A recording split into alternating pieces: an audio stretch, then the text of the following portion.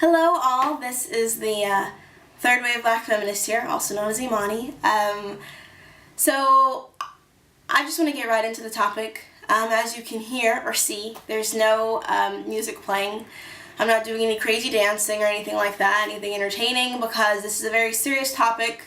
I wanted to do this when I first started making videos, and then I felt like maybe it was too much for people, or people wouldn't respond to it well, or whatever, but it's very relevant and very important. So the topic at hand is rape, or more specifically, rape culture. This can be a very triggering thing, and if you've experienced something as horrific as this, then I'm really sorry if this triggers any emotions or feelings for you, but just to let you know, that is what I'll be talking about. Second, what I also want to talk about is that being a heterosexual female, the experiences that I'm going to speak on, those of my own and of those that are of friends of mine or things I've read about, are probably going to be from a heterosexual female perspective, meaning that they have to deal with straight men.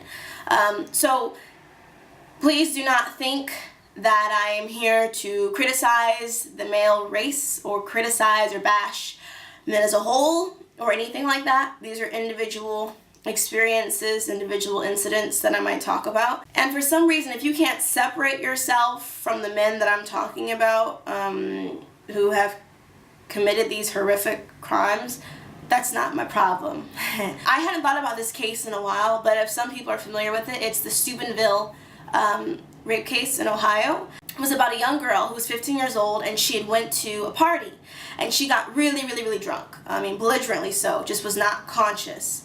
And she left one party with a group of like four boys, and on the way to another party, one of the boys sodomized her, basically like raped her in the car. And then she got to another party, and one of the other boys forced her to perform oral sex on them, and then he raped her as well. We have this idea of rapist. Even as a child, as I was growing up, my father was always telling me to look out for the man on the street or in the alley that's going to come chasing after you. So we have this boogeyman idea of what a rapist is. And so we look for the bushes and we look for the dark alleys and all this stuff to get attacked. When in reality, a lot of rape is committed by people we know, people we trust, friends, relatives, and it's so disheartening and it's so depressing, really, that it happens like that much more often. What made the case even more frightening for me is that they were two seemingly normal teenage boys. And so we're looking for these sick, twisted individuals who are going to come out here and attack us. And sometimes they're just normal guys.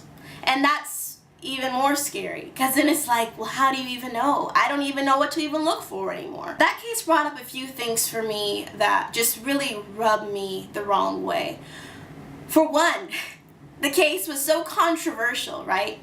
And it's not controversial for reasons that make sense. The controversy came from whether or not she deserved it. So once again, this is rape culture working at its finest, where a victim is blamed. Did she deserve it? You know, she was drunk or whatever. You have the right, and we should have the right, to be able to go to a party and get drunk out of your mind, plastered out of your mind, and go unconscious, and not have to worry about some asshole trying to stick his dick in you. I could talk on and on about, you know, hypothetical situations, and this case over here and this case over there. I don't think I can really get as honest, though, until I give some type of personal experience. Luckily, I have never been a victim of rape.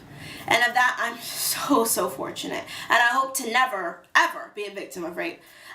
But I've been that girl at the party who showed up and was too drunk and too out of her mind and just was not really fully functioning anymore. And I've been that girl that got pushed into a bathroom with someone, and it was terrifying. And that's how easily it can happen. But somebody at the party might have looked at that and been like, oh, she's having a good time or whatever. She's drunk out of her fucking mind, like she's getting it. And that's not it at all. Being drunk is not consent.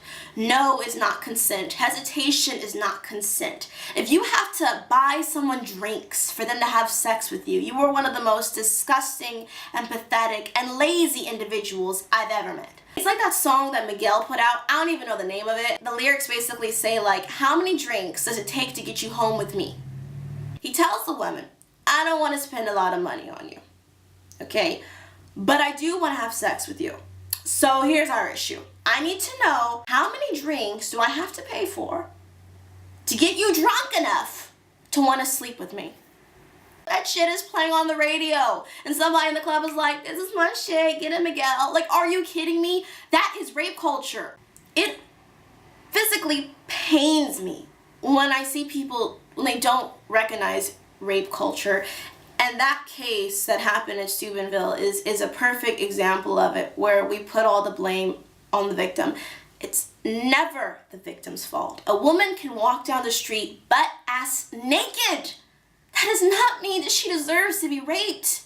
Please leave comments, constructive criticisms, because this is, as you can see, this is an issue that's very sensitive for me and very personal for me, and it affects me a lot.